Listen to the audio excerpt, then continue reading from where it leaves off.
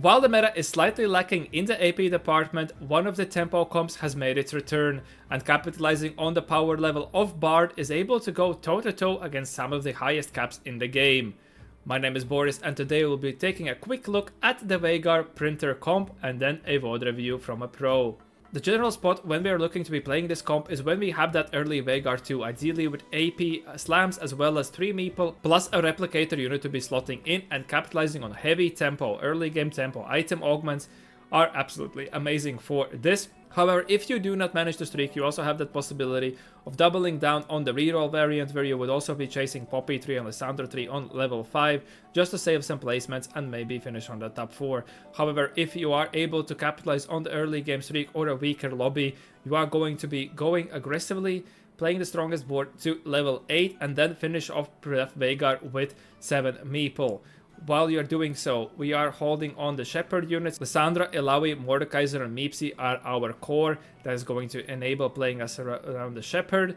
We tack out that Illaoi and Mordekaiser, keep them on the bench, as soon as we have finished that Veigar 3, we are putting them back in together, as that simply synergizes our board quite nicely. On level 8, when we have entered our stage 4, we are ideally high HP, meaning that we do not need to be rolling deep. Especially if you notice that this Rammus is not that contested, you are fine to be just finishing 2-star Rammus on level 9. Just be wary that maybe some cheeky Xayah player is not trying to pull them out of the pool, and this is going to give you a lot better odds for that Bard 2, which is an absolute menace once you get there.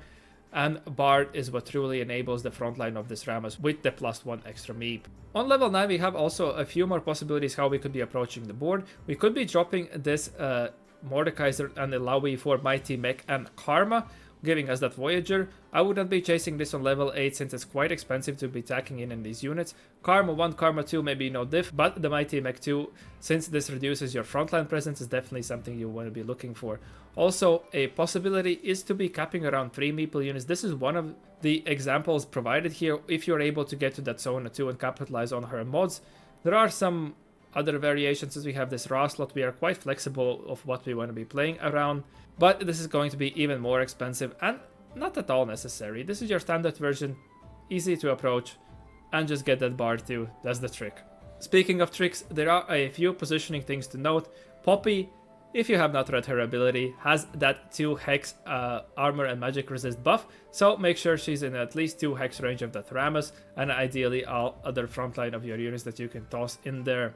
Having Veigar and Rammus on the same side as the enemy carry can sometimes allow that Replicator Splash from Veigar to be getting onto their main carry a little earlier on if he walks up a little bit. And obviously always make sure that your extra meeps from the Bard go towards that Veigar and Rammus. So be careful with the last second swaps that you might be performing. Rammus 2 is always going to be stronger than Poppy 3, that is why we are not generally sacking even more HP to chase the Poppy 3. However, if it perhaps requires you 2 turns, you're going to be sacking them anyhow. Poppy 3 is obviously a nice addition, especially since you want to be moving things off like Sunfire if you have slammed that for early game tempo, which is an amazing early slam, onto another tank. Then Poppy is going to be a great folder for that. Emblems to shout out obviously are Meeple and Voyager. Those are some of the strongest emblems in the game to be considering. Otherwise, Shepherd offers you the possibility of capping, for example, around 5 Shepherd, or may be a little flexible. Bastion emblem can allow you, since we have this Ra slot, we can slot in even 4 Bastion. Vanguard emblem, same goes there. And with the Darkstar emblem, we can be dropping out of this Lysandra for Anami and then utilize this Ra slot, for example, for Sona to keep the 3 Shepherd in. On our itemization, Veigar really loves the JG double Nashers build, one of the few units this set that does it, but otherwise a mana item and max damage, upfront damage into this guy, so you can nuke the enemy units. Rammus loves that Stoneplate, which is an amazing early game slam. If you're able to slam Stoneplate in the early game, definitely do so, especially since your frontline might be a little wacky, for example, no Bastion Poppy, but with Stoneplate you're definitely going to be quite strong. Then Protector's Vow, so he gets that DR rolling faster, and Crown Guard are synergizing quite nicely. Otherwise, read the lobby, Bramble, Rammus is going to love that. Warmog's a very strong item, and Visage if your lobby somehow might end up leaning towards the AP. Bard can then hold our utility. The best utility is Morello and Voidstab for ourselves, which can also be held by Veigar as you're tempoing. Otherwise, just Jeweled Gauntlet plus any form of raw AP. He's a conduit unit, so he does not really need a mana item and spends quite a lot of time in his cast time. Artifacts. Dawncore is absolutely insane for Veigar. Best artifact you can be chasing. Otherwise, Ares and Eternal Pact. Regarding Eternal Pact, if you make that, look to make something like a Sunfire or a Warmogs on, for example, a Lawi to check which is going to be your highest HP unit in game. So if you're able to get above the HP threshold of the Rammus, you can be sacking this unit to proc the Eternal Pact right away to get it to your Veigar. Obviously with Sunfire then you might need to double down on Morello, but if you have extra bells to sacrifice, that is a trick you could be going for in this specific scenario. Otherwise, Rammus likes general tank artifacts, Indomitables, Will and Light Shield are the best performing ones, but others can suffice as well. Artifacts are great at enabling at that early game tempo for you to get to these spots. On Augment's front, items. Since we require quite specific items, Pandora's is decent, otherwise Deadlier Crafts, AP items are great. Team building can save you 2 turns. It costs only of a silver augment on that 7 meeple, so that's some lives saved right there. Treasure Hunt would lean you into that reroll variant, but just a shout out here. And Early Learnings, shout out to that since it got buffed. Definitely quite strong. Despite only receiving the benefit on one of your units since you're going for 3-star, it's still definitely very strong to funnel power into this Veigar. And if you happen to natural a lot of copies, can obviously still consider chasing that reroll variant. Virus for tiny duplicators again is quite great, and going to provide a little extra HP for your frontline, as strong frontline is key for this Veigar in later stages of the game to start melting the boards. He needs a little more time than some of these burst comps. Yasuo Hexes, also amazing. It can sort out the Tanta heal for you. The Solar Hex is absolutely busted. Echo for a little extra resources. Otherwise, we're quite flexible. Kale for extra items, Ari for pushing levels. All are great god pickups to be considering. As usual, this cheat sheet is going to be available in the link down below. And let's jump in our VOD review. For our VOD review, we're going to be jumping in game with Dpei, high NA challenger and tier 2 pro player. Also used to be an Overwatch League coach for the LA Gladiators, as well as has his own TFT educational website called TFT Game Plan. Our gods for the game are going to be Kale and Echo, and we are starting out here holding on to this Primordial opener right here. I already have one of these Veigars in the shop, but with only a tier, I would not be committing for the pickup right now unless we get a little more gold influx. We get that Poppy, and yeah, getting up on the Caitlyn, which is generally hard to carry around, is definitely going to be the plan. Have the option for a Briar too, have the Talon pair, so this is definitely a strong setup we may be considering playing into. Many of the meta lines can transition into MF, your Master Yi, can even in cases hold the items for your Xayah boards. We have 4 Veigars though. We did get dropped a Veigar too. Our slam would be a Hodge, which is more of an assassin slam. Otherwise, this is more of a gold start. And looking at the front line, we have the possibility to be pairing together the Bastion units. So have some flexibility here. The issue I would see is that we do not have Veigar slams right now. If we wanted to tempo around it, we do not have the Deplicator either.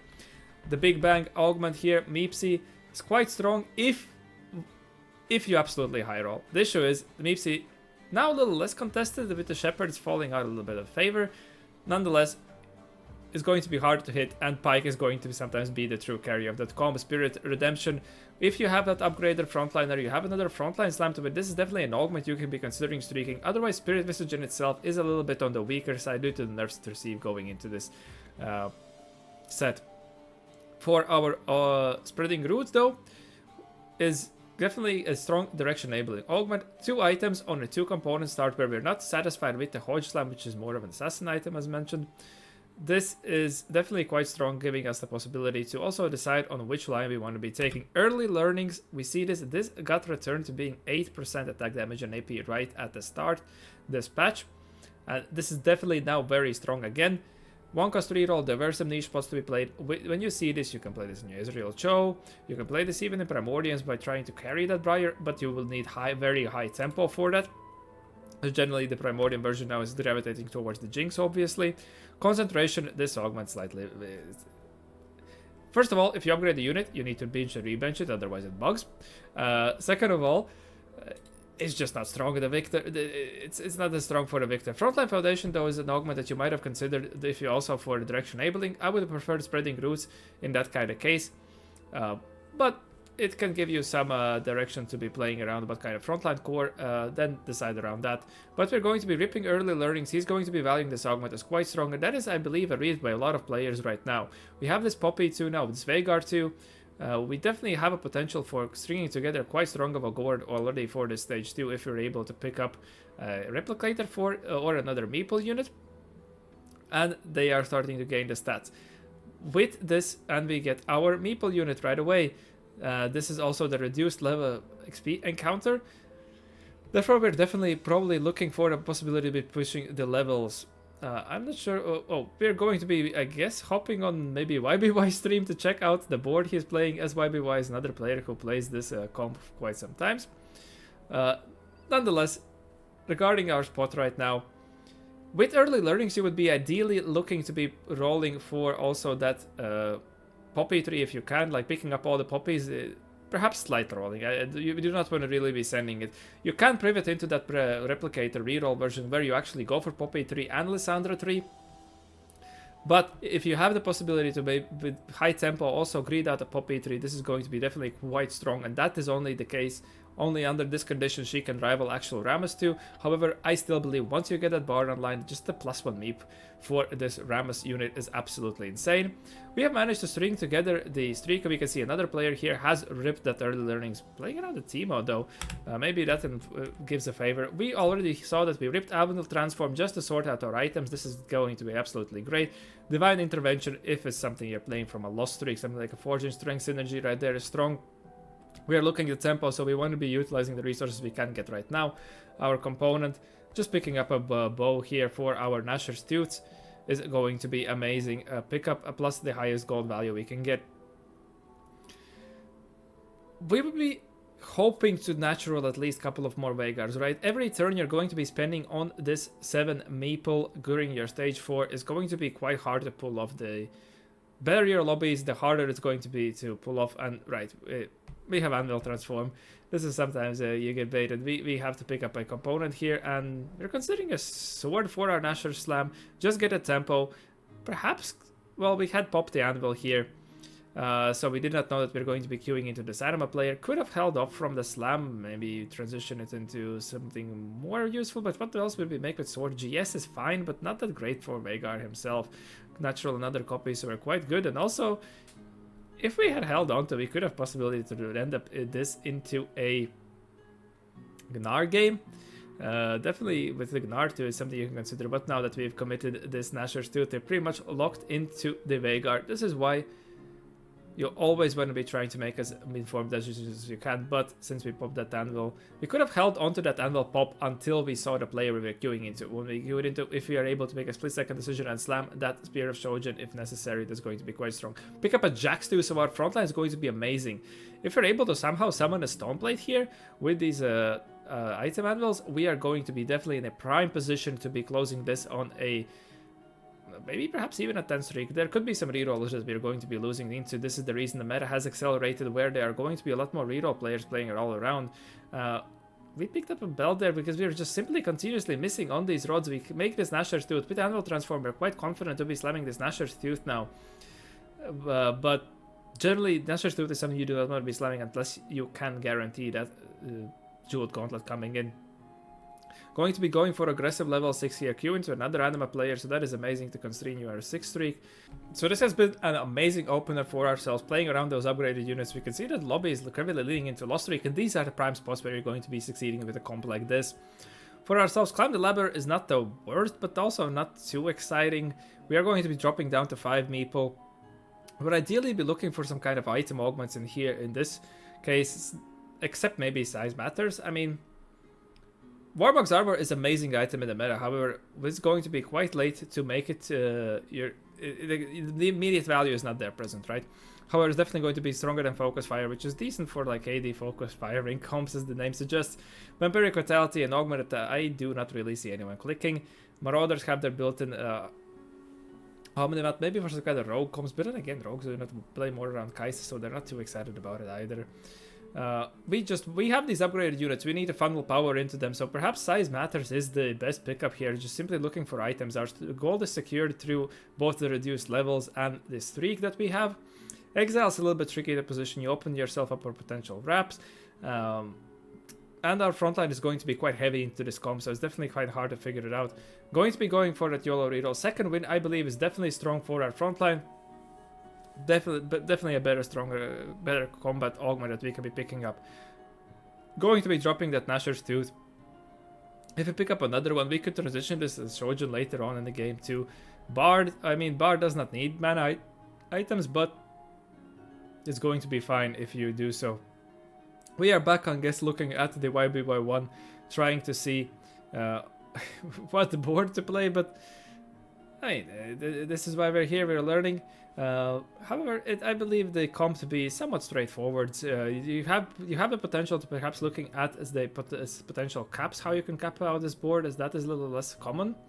And it seems that that's what he's seeking for. So we're getting a little insight here, and also what the YBY1 is doing here. We can see that the Sona board, he makes it to the Sona 2, and I believe that is the place where you can be dropping out of the standard version if you find that Sona 2, who can also be a potential carry for your later stages of the game. We are on a win streak here, not many decisions for us to be made, so we are fine to do so. Now the god selection. We are simply fishing more for these items. The immediate tempo is going to be provided by items. We unfortunately got our streak broken, it seems, so it's a little on the rough side, scalp a little, but since it's reduced levels, we believe that our recon situation is going to be quite fine. We are somewhat rich, and we definitely want to be sorting out these items. So picking up a Kale is a good option in my opinion. Otherwise, Skull Party, but for about extra 7 gold in favor of sacking for 2 rounds is not that bad of an option. Now we can just pick up Ilawi, which is going to synergize on our board with the Shepherd variant that we are aiming for. And now we going to be still continuously pushing levels aggressively. Do not think that our natural shops have really offered that many options for us to improve our board. Have not found the 3 Shepherd here. Definitely would want to be playing that over the Ezreal. I'm a player here playing around the Challenger, looking to be going into the MF reroll with that backline blueprint. That's one of the ways you do it. Has that on a roll. It seems that they might have cashed out, so I'm not sure exactly what their kind of game plan is going to be there. Hey, we're going to be taking all these rounds. So many sackers. We're in a prime spot, going to slotting in the 2 Vanguard, as obviously this. I think just having stronger frontline is better here. I don't think we're lacking on the damage compartment. As Veigar, while he should be able to get through these units as long as we can stall long enough for him, but perhaps we're valuing this Nartu to just be so good without items. It's a tough call in my opinion. We're scouting around to see what the other players are testing. And we are able to close out now on a 3 streak, an absolute prime spot for ourselves to be in. We are definitely this high HP and the natural another Veigar, so we're only going to need 3 rounds of sacking. And with the reduced XP cost, we should be fine to be finding ourselves the Rammus and Corki, as it did not seem that the rest of the lobby would be more angling it as much. Ilawi to also pick up. This is the tricky bit where she's going to be sitting on the bench for quite a while at this point. Going to be going aggressively here as we are on the interval. Not that many things to gold to roll, so yeah, still needed the Meepsy and he find a Bard, so who needs even a Corki at this point? We're fine to be printing our Veigar here, sitting just and looking to finally sort out our frontline items.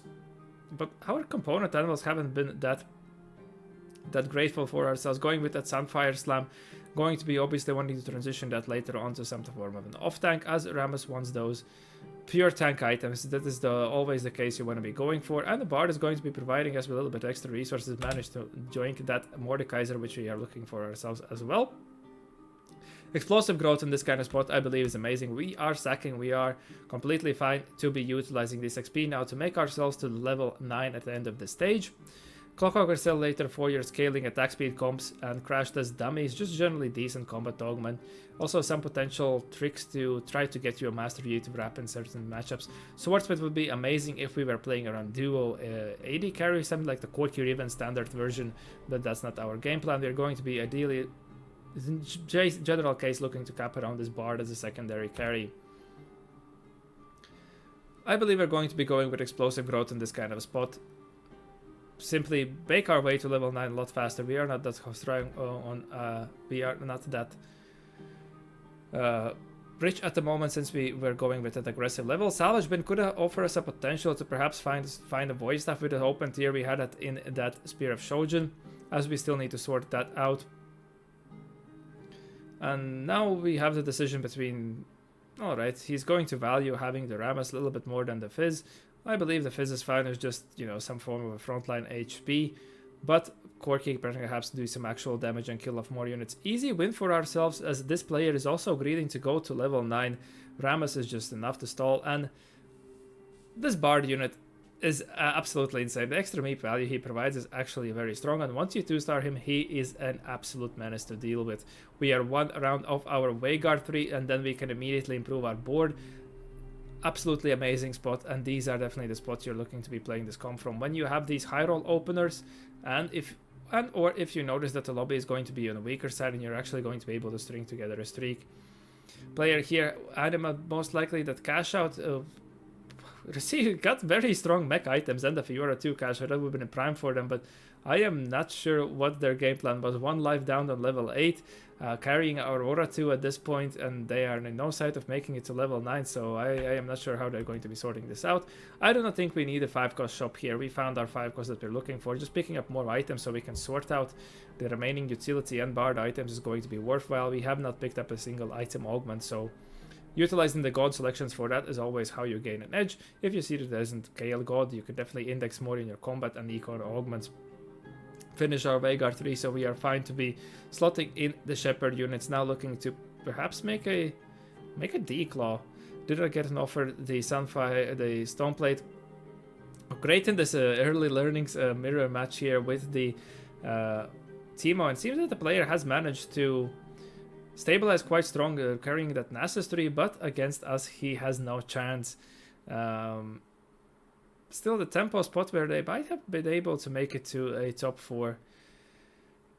Going to be just now looking to make our way to level 9. Once we find this Rammus 2, we are going to be very strong, and even from this kind of an HP lead, you can be considering in certain cases pushing that level 10, as you have these flex slots that you can be filling.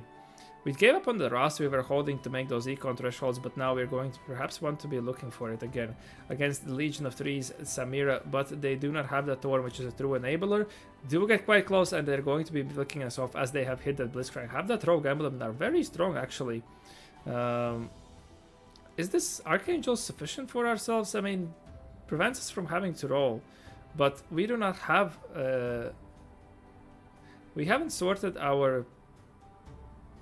we have not sorted ourselves the Shred, which is the downside in my opinion. You can see he's holding on to these Mecha and Karma units. Since we are so rich and we have managed to fit our board together, now we can be considering playing around a higher cap and actually start investing into this Mighty Mech. The reason why you are generally staying away from this version is simply because 12 gold investment into units that are not going to be taking up items is not as worthwhile, whereas we are not afraid to be upgrading something like the Mordekaiser, which can provide us a little bit more frontline, provide that stall for the Veigar, and then simply having the Tilawi plus the Shepherd is a free frontline. But we're playing around in this kind of a fashion while still having obviously the Shepherd. Just the frontline here is a little sus. we have to utilize this psionic item now as well too, and we made that Victor to... I mean, okay, yeah, at this point of the stage you want to be trying to be as strong as possible. For example, here this MF is quite scary with that Ornn 3, going for a split positioning, which is interesting to read in my opinion. MF has gotten our Veigar, but we have managed to take out their frontline, and you can see Bard only one with one item already doing so much. The Dexter damage onto the tank definitely was what broke the difference. Going to be transitioning back here as we're seeing that perhaps our frontline is a little too weak and we want to be having extra gold. Now we find that Rammus 2 and a Bard 2, and we're definitely strong slotting in that Rast as the trade 3 for ourselves feels so nicely.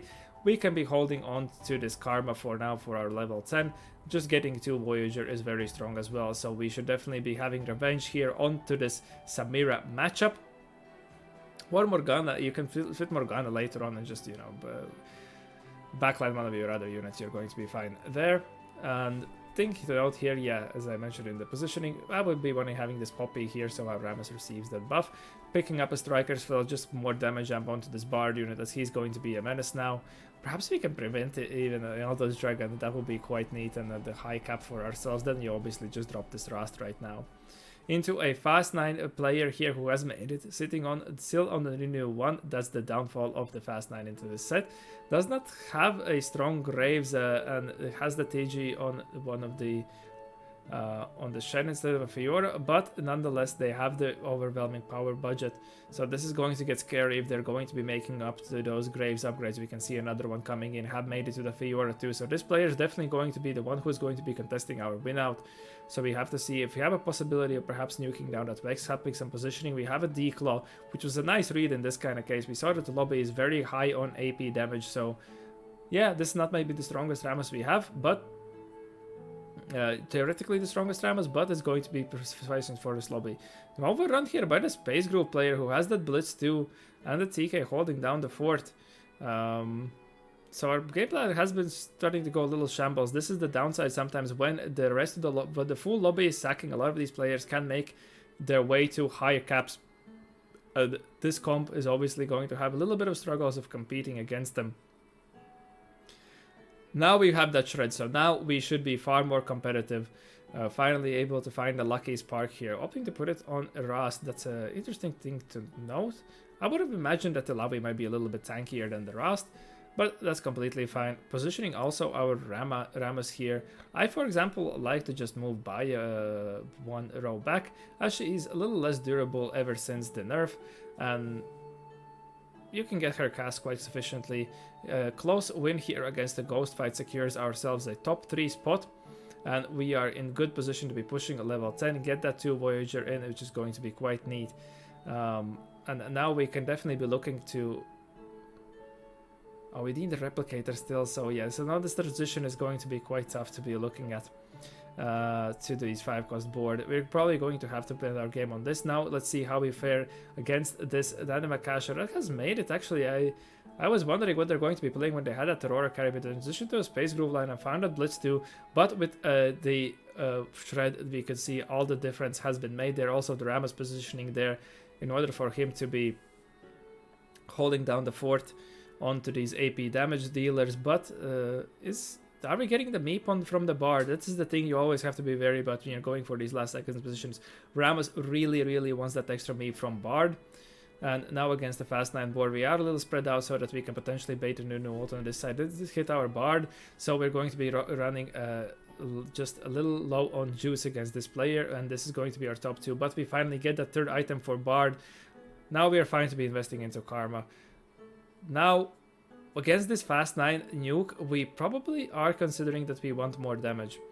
We just have to be wary.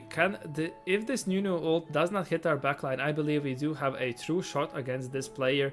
Let's say this is our final stand. New ult does get baited onto the left side, so we are fine. We have the extra damage, and the Bard's AoE is able to hit his whole clump because of the Shen, and we are running. We have the fight in our hands.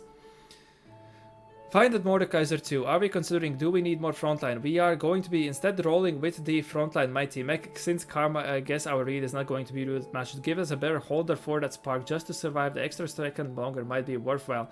He's going to be spreading out his loons a little bit more, but still the Bard should hit quite a lot. New ult again misses, which is amazing for ourselves since we only had the one bait unit, and we hit a full rundown as the Rammus just simply stalls the Vex. And I'm surprised this fight was even that close. I do not think this was the Mighty Mech versus Karma difference, but this new ult absolutely going into this Lone Star Lysandra makes a lot of difference. Bard here just farming AoE value, and the Veigar is able to nuke through, and we just overrun them absolutely by just that small of a difference. It's amazing how you can see this comp performing against what is considered some of the highest cap comp in the game. Not sure about their Graves upgrades, but nonetheless, beautifully played game by Dpei, capitalizing on that early tempo, recognizing we have the spot despite even not having the item slams right away. Lobby was weak. We are in the prime spot to be going for this comp. Do not need to innovate that much, and then since we were able to roll up in stage 4 with a lot of HP, just take the Econ Augment and make our way to the max cap. Well, almost max cap. I would like to thank you for watching. As usual, the cheat sheet is going to be available in the link down below. I hope that you learned something new, and I wish to see you in the next one. Have a good one.